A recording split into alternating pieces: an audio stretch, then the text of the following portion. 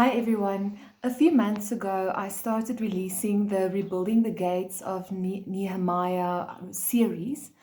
And I must say that the feedback on it was very good. I've had many people coming to me and saying that it's made a big difference for them to pray through the gates regarding a specific topic.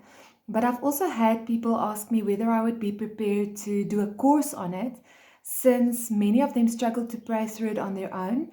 And then also they would like more in-depth information regarding each gate.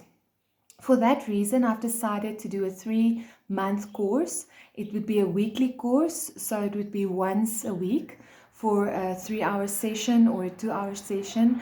Depending on which platform will be used, there will be the option for Google Meet, and then also group sessions where we have physical contact sessions. So if you would be interested, please register following the link so that I can get an idea of amounts of people that would be interested in this. And then it would basically include a manual. It would be the 3 months course, and then also it would include group sessions where we pray together and guidance on how to pray through individual specific topics, if I can put it that way.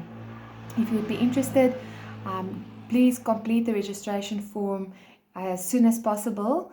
And I'm very excited for what the Lord wants to do and how He wants to come and restore in our lives with the strategy that He's given.